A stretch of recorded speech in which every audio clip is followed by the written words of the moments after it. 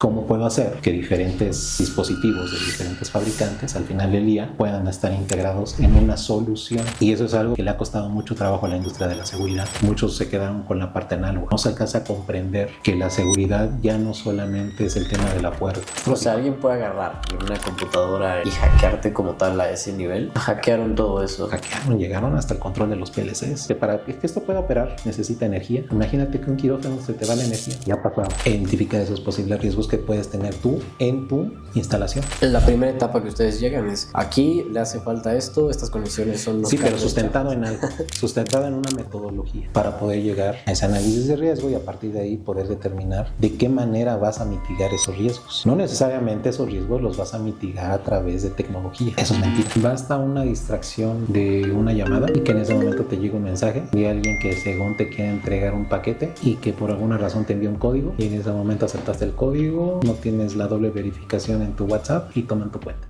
Comprende, un podcast de la comunicación y el emprendimiento. Para comunicar se necesita aprender, para aprender se necesita emprender y para emprender se necesita comunicar.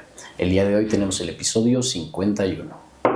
El día de hoy estoy con un empresario que tiene una historia muy particular y que pues realmente tiene un gran peso en el sentido de la seguridad, en el tema de tecnología, en el tema de ciberseguridad, en el tema de logística. Él es realmente un ingeniero en informática que ha trascendido en el tema de CISA, que es su actual empresa. Y bueno, para no hacerles el cuento largo y que él se presente también, tengo enfrente mío a Isaac Valencia. Isaac, ¿cómo estás? Bien, gracias. ¿Qué tal? ¿Qué tal? Bien, esta mañana estoy contento de estar contigo después de largo camino de pueblo, pero sí. La verdad que un gusto que estemos por acá. Pues Isaac, antes que nada me gustaría que contemos un poco cómo empiezas tu carrera profesional para que la gente conozca un poco de ti. Muy bien, pues como bien comentas, yo soy licenciado en informática, egresado de la UNAM, estudié en CEU. Y bueno, pues para titularme, para obtener el título de informático, tuve la oportunidad de poder desarrollar un proyecto en el instituto de bueno, hoy día se llama Instituto de Ciencias Aplicadas en la UNAM, y era para poder llevar a cabo un sistema de gestión de elaboración de modelos de transporte urbano, ¿no? En ese entonces, pues este instituto tenía un contrato con la CETRAVI y yo era becario, entonces me dieron la oportunidad de poder analizar, diseñar, hacer algo de programación para este sistema, ¿no? Y con la posibilidad de poder tomar algunos temas para mi proyecto, para titularme. Ahí tuve la oportunidad de conocer bastante gente y posteriormente las personas de ese instituto me invitaron a hacer un proyecto en servicio de transportes eléctricos para desarrollarles un ERP, ¿no? Tenía todos los módulos de recursos humanos, nóminas, procesábamos 5 diferentes tipos de nóminas y precisamente este módulo se conectaba con un sistema que en ese entonces pues empezaban a sonar para control de personal, que era a través de medios biométricos. Te estoy hablando del año 2001, 2002, ¿no? Ahí conocí a una empresa porque teníamos que hacer la interfase del sistema de nómina con el sistema de control de tiempo y asistencia por medio de biometría dactilar. Y pues ahí se me empezó a abrir la puerta en este mundo de las tecnologías de la identificación, que es bastante interesante, porque pues si ustedes recordarán, pues antes se utilizaba lo que era el código de barra, banda magnética, tarjetas con radiofrecuencia. Y esto ha ido evolucionando, ¿no? Los diferentes mecanismos para poderte asegurar que quien dice ser es quien realmente es. En ese entonces ya hablábamos de biometría dactilar, había algunos otros conceptos, pero realmente estaban todavía como que en sus inicios, ¿no? Y cada fabricante tenía su protocolo, su estándar, su propio algoritmo para generar lo que se denomina un template, ¿no? Que se almacena en las bases de datos. Eso ocasionó que todo este tema de la biometría tuviera como una pausa por muchos años, ¿no? Hasta que finalmente los fabricantes se reunieron y se generaron estándares.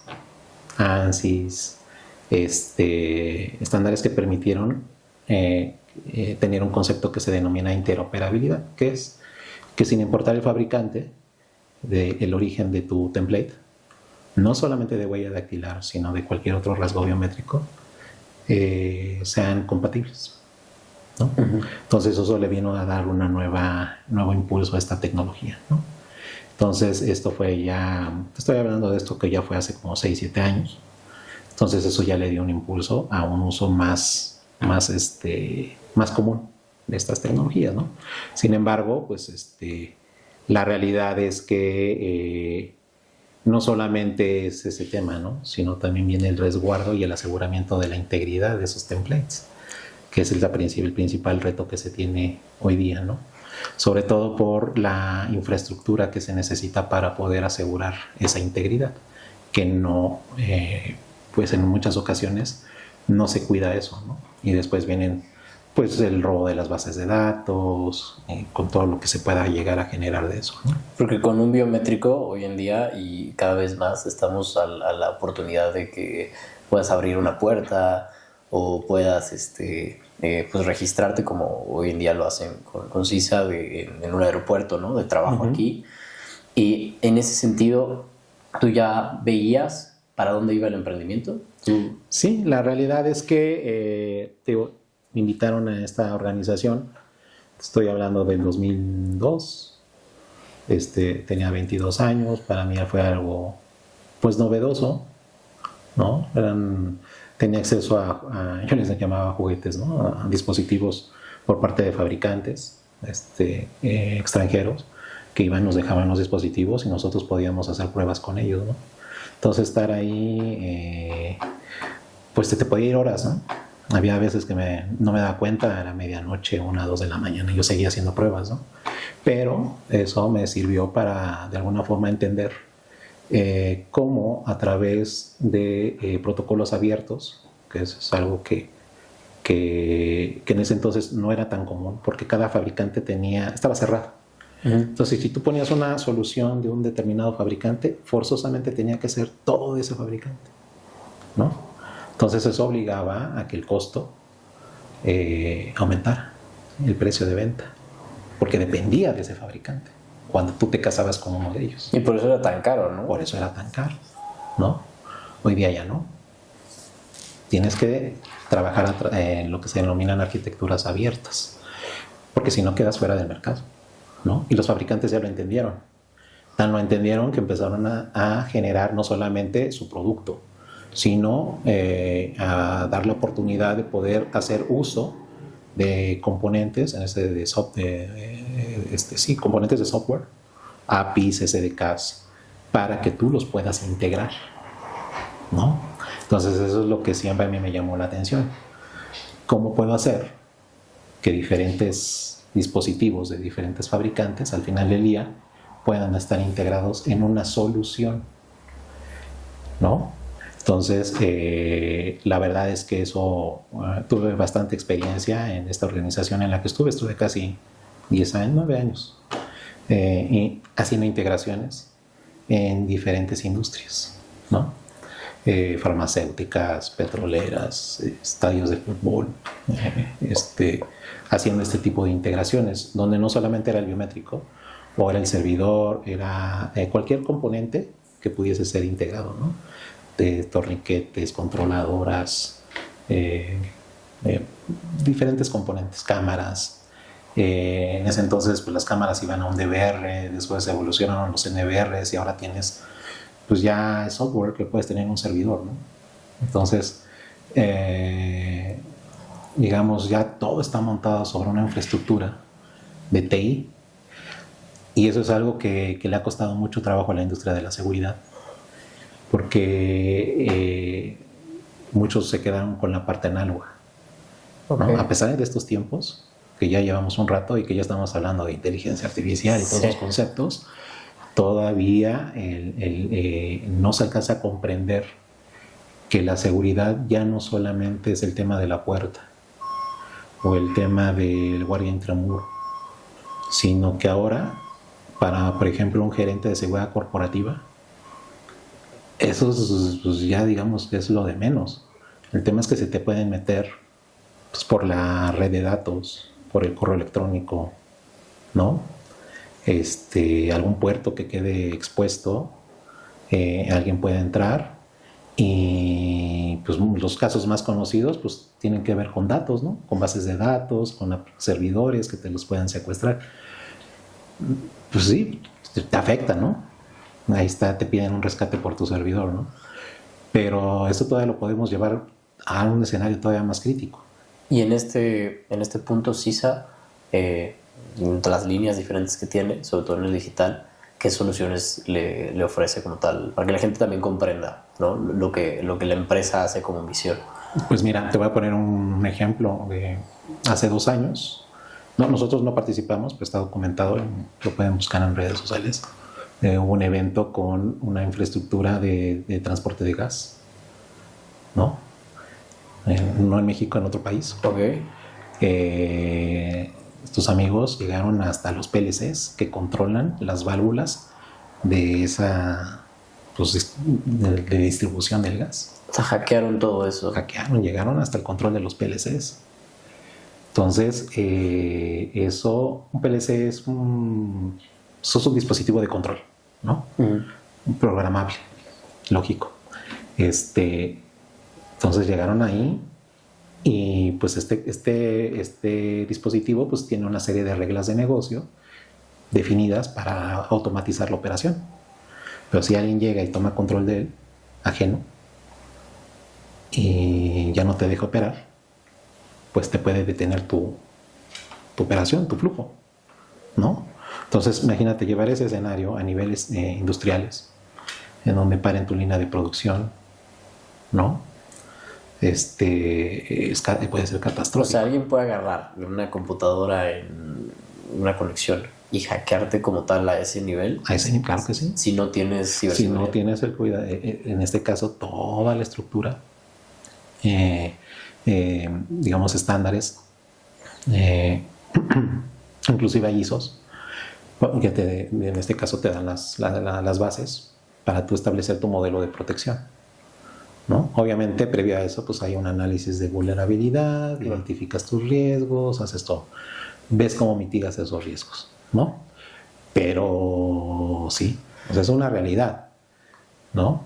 Algo que como tal en CISA Digital hacen es el tema de los aeropuertos, que eso fue lo que más me sorprendía y me hacía reflexionar de lo abstracto que a veces uno como pues, usuario no ve, ¿no? Que tú llegas al aeropuerto y dices, bueno, tomo mi vuelo y demás, no piensas en toda la logística, en toda la seguridad, en todo el sentido como de necesidad que se debe de tener. Y bueno, tras ese tiempo, tú decides emprender en México.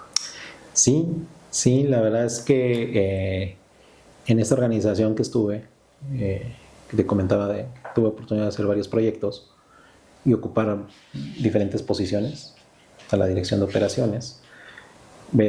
Pues no sé si me entró la crisis de los 30. Tomo la decisión 6 meses antes de que finalmente me retiro, pues de irme, ¿no? Porque yo no visualizaba que ahí hubiera algo más para mí, ¿no? No me veía que me fueran a dar...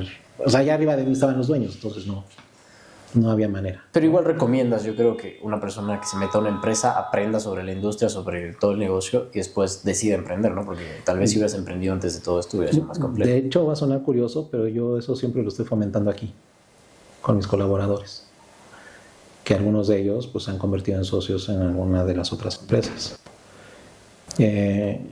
Yo creo que todos tenemos derecho a emprender y a buscar tener otro tipo de oportunidades, no solamente quedarnos con la parte de ser parte de una organización, sino que realmente tú puedas, en este caso, pues ver la manera de que todo tu potencial pues se pueda dirigir a un proyecto, ¿no?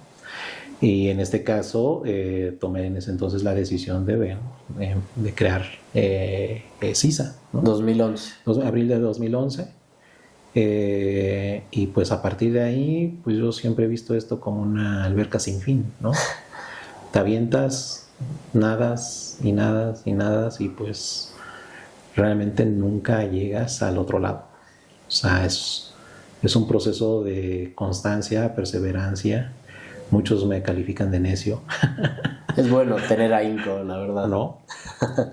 Obviamente durante el proceso ha habido cosas buenas, muchos errores costosos. O sea, ahora sí que crecer te duele, pero pues es la única manera de aprender y de vivir, ¿no? Entonces yo pues sí he buscado la manera de transmitir eso pues a cualquier persona que tenga oportunidad de poder colaborar conmigo de manera cercana, porque, te repito, o sea, creo que todos tenemos el derecho, la oportunidad de poder hacerlo, ¿no? Me gusta bueno, en cierta forma le das un lugar también al intraemprendimiento, que es algo que pocas veces se habla, que es este concepto de intrapreneur, empezar a generar nuevas ideas para la empresa. En ese sentido, me imagino que te has topado y es parte también del éxito de mucho talento mexicano. Es correcto, es correcto. La realidad es que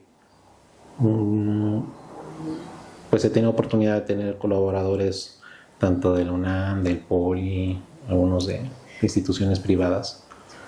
Y más allá del talento, es esas ganas de querer hacer algo diferente, ¿sabes? ¿Eso tú crees que diferencia el mexicano que otro ingeniero en informática? Porque hay muchos casos de mucho éxito en ese sentido, de ser más creativos, digámoslo así. Pues te repito, es una combinación de varias cosas. Porque puedes ser muy talentoso, pero eso mismo te puede ocasionar de que dices, bueno, pues ya hago algo y con eso resuelvo el tema 2 años, ¿no? No, o sea, esto es un tema de visión a mediano, largo plazo, un plan de vida, ¿no? En donde pues tú le estás apostando a algo que estás haciendo y que crees en él y que aparte te debe de gustar, porque esa es otra. Hacer algo que no te gusta, pues no me lo imagino. O sea, la verdad es que debe de ser un suplicio, imagínate, ¿no? Estar haciendo algo que no te gusta. Obviamente, por eso te digo que son la combinación de varios factores, ¿no? Afortunadamente he conocido gente muy talentosa que ha contribuido al crecimiento de la empresa. Pero te repito, una cosa es el talento, que hay mucho, pero en muchas ocasiones ese talento no logra desarrollarse por otros elementos que le impiden, ¿no? Por ahí hay una frase muy trivial, ¿no? De que no se la creen, ¿no? Pues sí, la verdad es que creo que tiene mucho de verdad. O sea, al final del día, cuando tú decides hacer algo, pues debes estar convencido. Si no, o sea, ¿para qué lo haces? Exacto. ¿No? Entonces, sí, yo sí creo, por ejemplo, todos nuestros desarrollos pues son hechos aquí en México. O sea, esa es una ventaja que hemos tenido y que hemos podido tener acceso a ciertas oportunidades, ¿no? En donde antes esas soluciones pues venían del extranjero, ¿no? Pero pues les tenía que dar soporte a alguien con otro uso horario, no sé, Claro. en Europa o a lo mejor más cerca aquí en Estados Unidos, pero cuando tenían que venir a dar soporte, pues era complicado, ¿no? Actualmente, en este nuevo concepto que se habla mucho, que es el tema del nearshoring, sobre todo en tema de importaciones y exportaciones, también pocos ven el tema del área de oportunidad que tienes como nearshoring, como una empresa de servicios, en tu caso en ciberseguridad y en todo lo que hacen en logística. Hablemos de seguridad nacional y de las cosas que como tal sí se puede servir. Yo tengo, en todo caso, un espacio, ¿no? De estas infraestructuras grandes, ¿no? Llámese aeropuerto, llámese un corporativo, ¿no? Un headquarters o estos que están ahí en Estados Unidos. CISA en ese caso, ¿qué es lo que hace, cómo lo gestiona, digamos, para que tenga la seguridad que debe tener? Mira, a lo largo de estos casi, 13 años, más de 13 años, hemos tenido la oportunidad de poder participar en diferentes proyectos. Sobre todo un nicho muy interesante que es el que se denomina de instalaciones con infraestructura crítica, ¿no?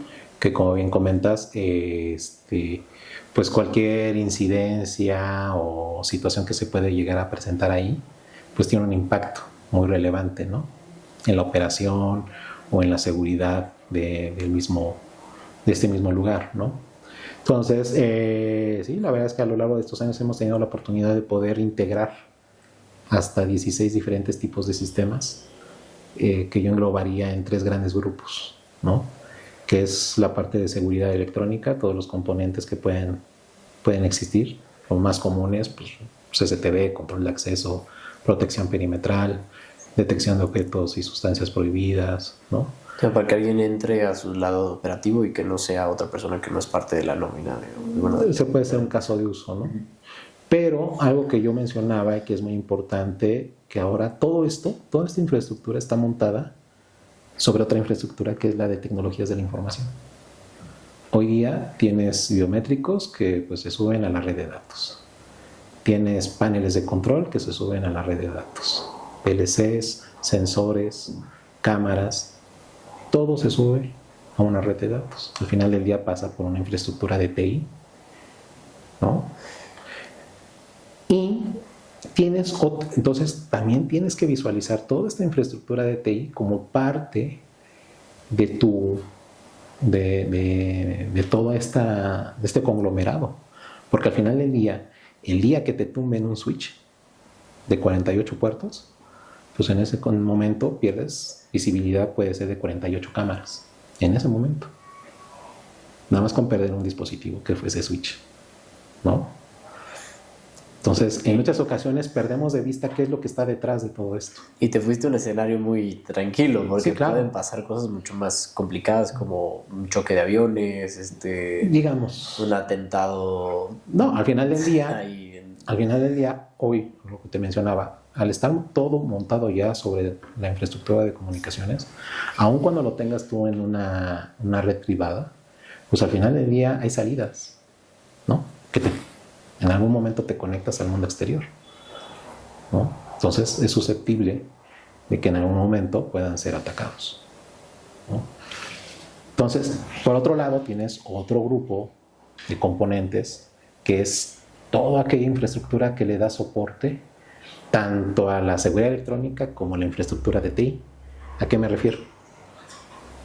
Aire acondicionado, energía respaldada con UPS, ¿no? Energía continua, plantas de emergencia. Los hospitales y todo este tipo de cosas. Pues en este caso todos los dispositivos que le dan soporte a eso, porque para que esto pueda operar necesita energía, necesita aire, ¿no? Claro.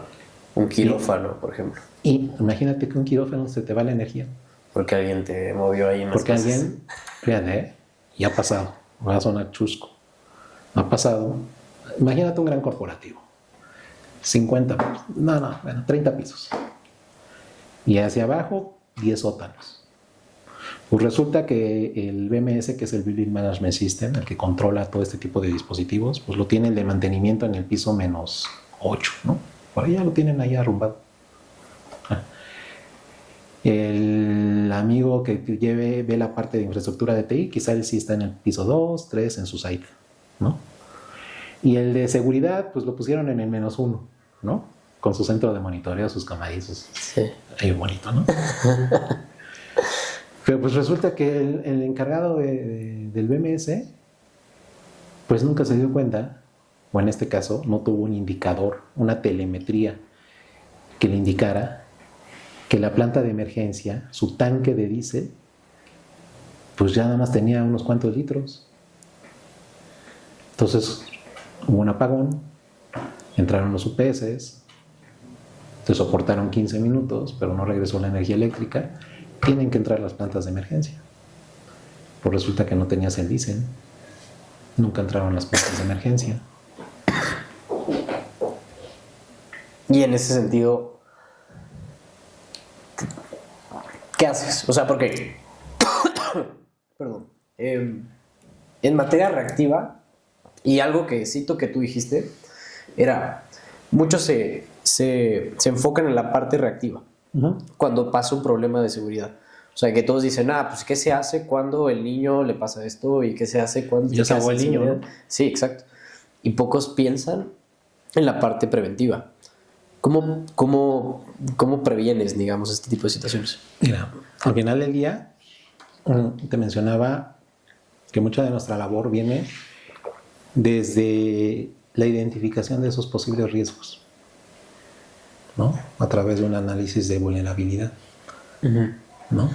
E identificar esos posibles riesgos que puedes tener tú en tu instalación, ¿no? O en tus instalaciones, porque puedes tener distribuidas en todo el país, ¿no? La primera etapa que ustedes llegan es, aquí le hace falta esto, estas conexiones son los Sí, pero cables sustentado en algo, sustentado en una metodología. Ok. Para poder llegar a ese análisis de riesgo y a partir de ahí poder determinar de qué manera vas a mitigar esos riesgos. Ahora, no necesariamente esos riesgos los vas a mitigar a través de tecnología. Eso es mentira. Existen otras maneras de mitigar. Existen procesos, medios humanos, obviamente la tecnología. Entonces, cuando tú agarras todos estos medios, los puedes traducir y elaborar un modelo de protección. Sí, también parte del recurso humano de las personas que contratas. Claro. O sea, es un tema que tienes que tener una visión, que a mí me sorprende la que tienen ustedes, de un tema como súper integral, ¿no? Ahorita me hablas de 2 grupos. ¿Cuál es el tercero, por ejemplo? Sí.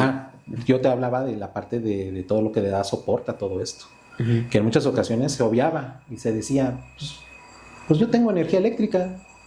¿Y ya? Ok. ¿No? ¿Cómo te aseguras que no vas a tener una situación que te lleve a posiblemente no contar con ese suministro? Y esto va más allá de la seguridad. Te puede impactar inclusive en tu operación. Sí, en los hospitales, ¿no? Es el tema de... Por ejemplo, ese es un caso, ¿no?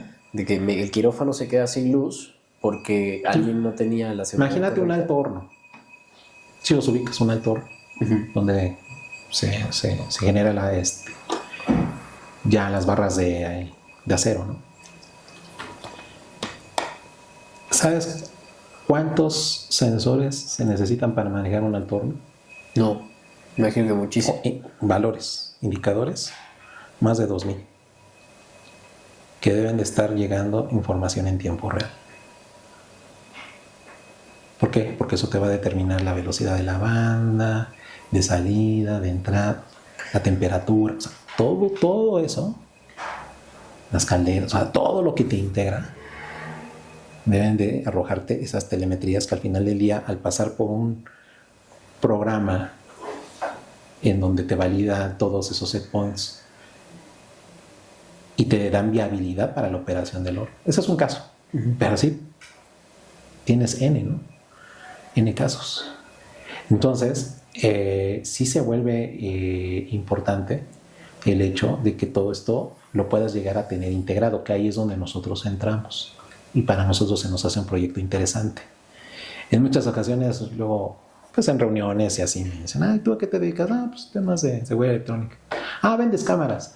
Y yo así como que...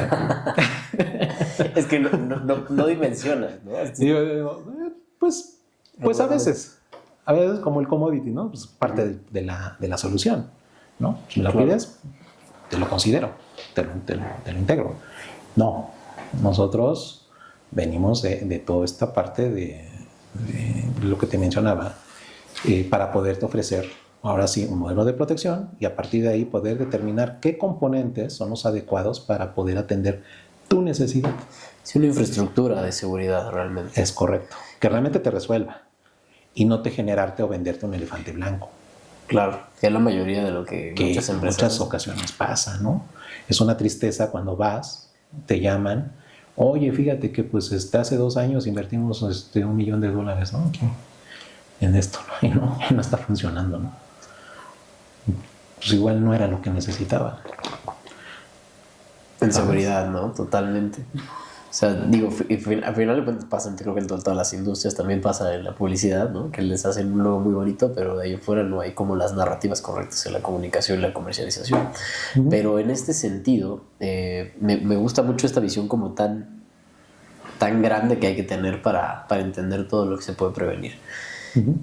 ¿Hay algún caso de algo que podríamos como compartir? Porque también, a ver, entiendo que es el tema de seguridad, Ujú. que hay cosas que no se pueden decir, ¿no? O sea, estamos hablando de situaciones de riesgo, ¿no? Que involucran muchos temas, pero ¿hay uno que te gustaría como compartir en específico?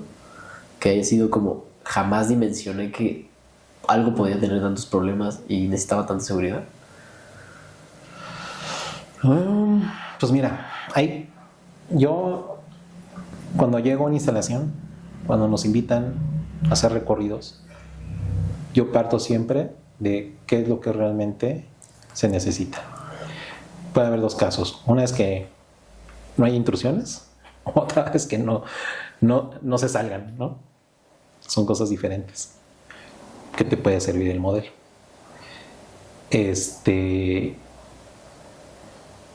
Yo creo que de los proyectos que tengo oportunidad de participar, los más, digamos, a lo mejor, no sé, por todo lo que conlleva y sobre todo por la parte de la cantidad de gente que te puede llegar en minutos. Son los recintos públicos, las venues, los estadios. Ok. Ya es lo que pasó ahora en la final de la Copa América. Sí, que se metió toda Colombia y toda Argentina. Ahí ¿No? en... Ahí pudo haber pasado una desgracia. ¿Y eso a qué se debe también? Por el tema de todos estos grupos que mencionas. Pues es que ahí es muy claro. Estas instalaciones están acostumbradas a operar, pues, bajo un modelo de comportamiento de las personas. Paciente. Pues que en este caso van llegando con suficiente tiempo para poder llegar al evento, ¿no? Te voy a platicar el primer estadio que tuve oportunidad de participar. Se implementaron torniquetes de altura completa y todo lo demás estaba cerrado. Y en ese entonces tenían que llegar con su boletito con código de barras. Estoy hablando de hace muchos años. Estoy hablando hace como 18 años. Era una novedad. Y las porras entraban con tarjeta de radiofrecuencia y con huellita, ¿no? Y yo me acuerdo que estaba yo en una puerta porque nos distribuimos todo el equipo de trabajo en los accesos, porque era imposible, la gente era su primera vez. Ese era un factor, ¿no? ¿Dónde lo pongo? ¿Dónde pongo el código de barras? ¿Qué hago, no? El juego era a las 7 de la noche. Eran 20 para las 7 y llegaban pues así muy, muy espaciada la gente. O sea, no había problema, ¿no? Tenías la oportunidad de poder decir, ponga aquí su boleto, pase, ¿no? Hubo un momento en el cual estábamos así y de repente volteé y había una fila que ya no le había fin. Y eso pasó en la Copa América también, ¿no? La gente está acostumbrada a llegar a los estadios al 10 minutos antes que se dé el evento. Entonces, el cálculo que se había hecho para los flujos de llegada de la gente no fue el adecuado.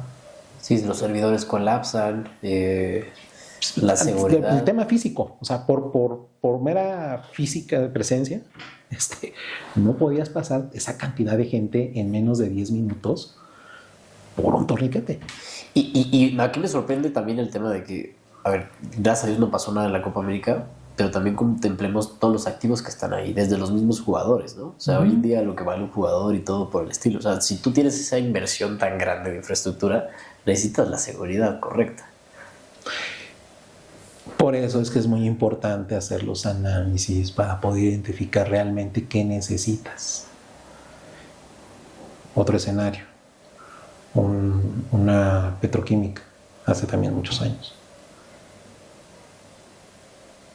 Pues no me imagino el personal sindicalizado, digo, perdón, mejor, tiene un comportamiento muy diferente al personal de confianza. Totalmente. No necesitamos decir qué tipo de comportamiento, pero es cierto. ¿No? Cuando tú implementas controles pues siempre surgen temas ahí, ¿no? Que no debería de ser en la operación. Hay un autor que se llama Zygmunt Bauman. Él habla de un péndulo que se llama el péndulo de la libertad y la seguridad. Justo ahorita que mencionas el tema de controles, que hay veces que no siempre el personal lo toma correctamente.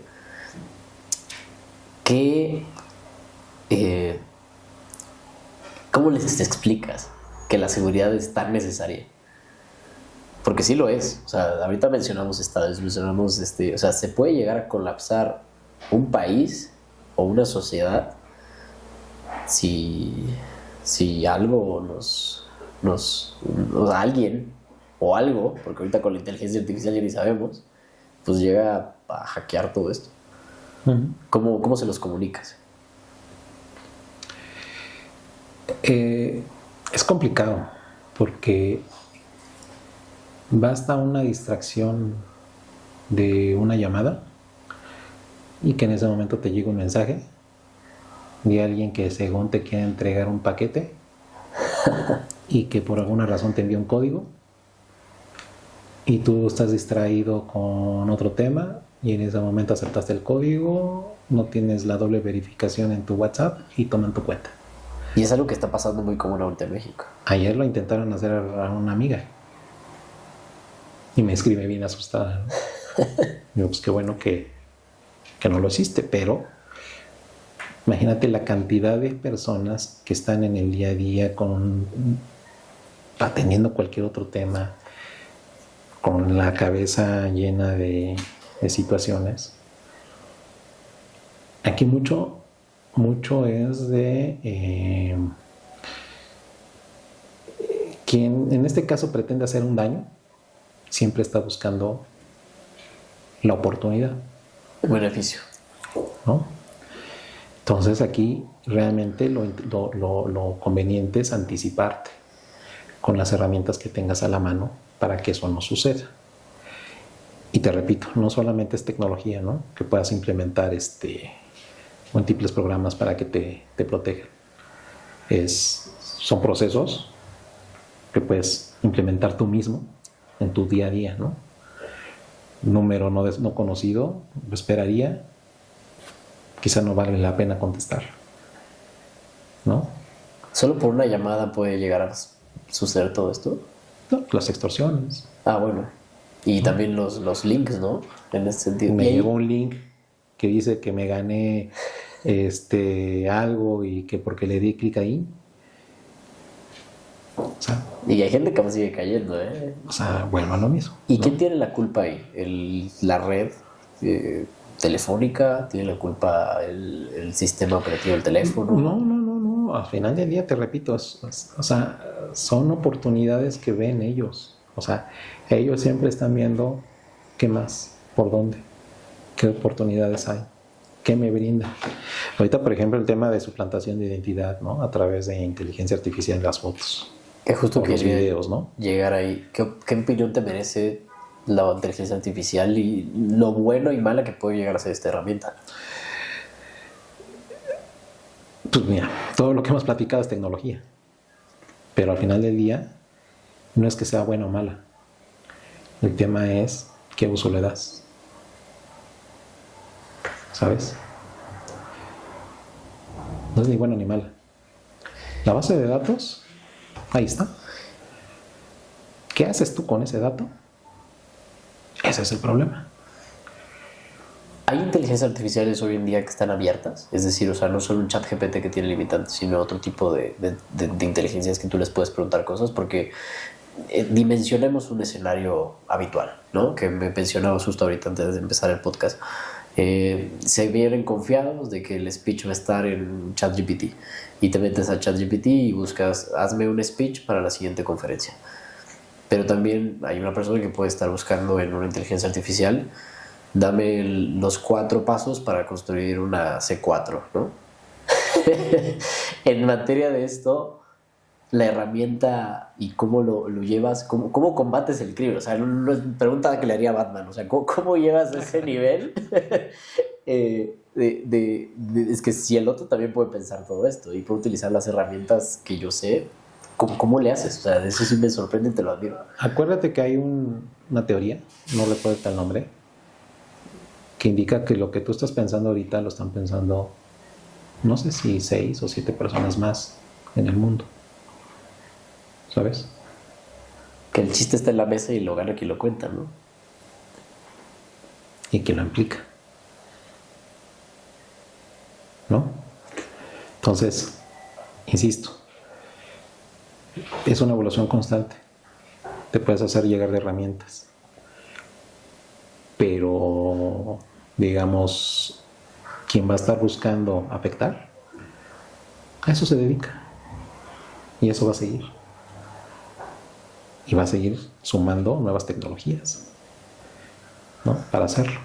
¿Tú crees que mientras más soluciones damos también hay más problemas que podrían ser? ¿O Los problemas siempre van a estar. Y siempre van a surgir. El tema es cómo los afrontas o cómo te anticipas. Yo creo que la clave de todo esto es cómo te anticipas a esos escenarios. porque la seguridad no es la reacción, es la anticipación? Es la anticipación. Por eso tienes que estar haciendo constantemente análisis de riesgos, ¿no? Porque tu entorno cambia, ¿no? Aquí cito una frase de un ex CEO de Microsoft que estuvo en el podcast, que igual ahorita te voy a pedir una, realmente en ese sentido. Él decía, ¿qué pasaría si tu vida, en lugar de pasar por accidente, pasara por diseño? Y me encanta todo lo que estás haciendo porque es así. O sea, realmente estás diseñando escenarios positivos, cubriendo cosas que podrían ser. Y imagino que es duro en este aspecto. Para ese joven mexicano que puede ser que se quiere meter en esto, en ciberseguridad, en entender un poco más del mundo de la informática y utilizarla para bien, ¿qué le dirías? Incluso tal vez a ti mismo, en el pasado, que tenía otra visión, ¿no? La gente cambia 10 años, 20 años antes de emprender. ¿Qué le dirías? Yo le diría que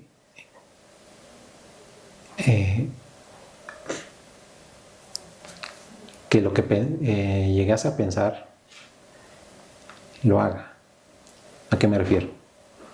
De nada nos sirve pensar y tener muchas ideas si no llegamos a un punto de plasmarlas, de aterrizarlas y ver la viabilidad de esa ejecución.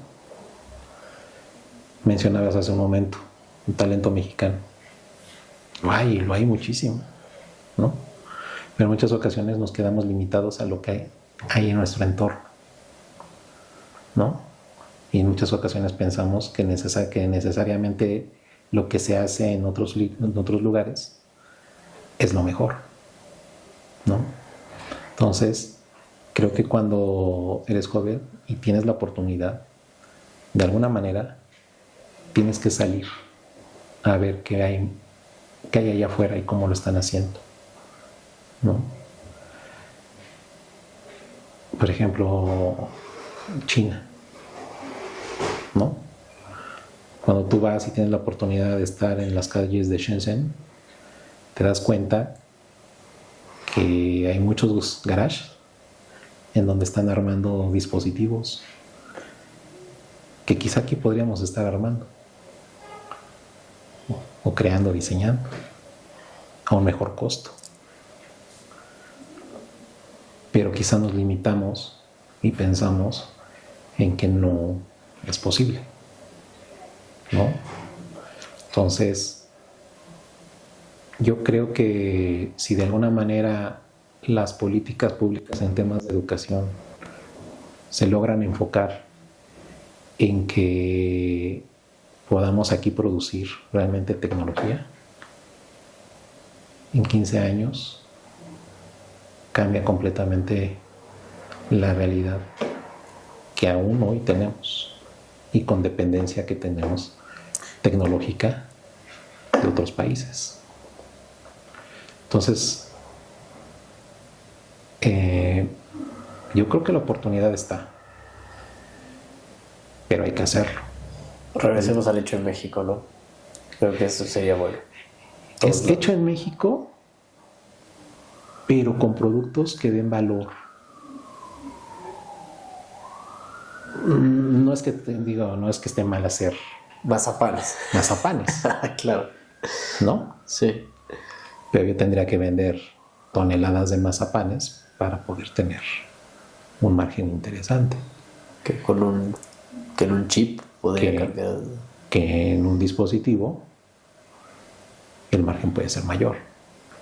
Entonces tendríamos que enfocarnos en desarrollar cosas que realmente pues, traiga dinero al país,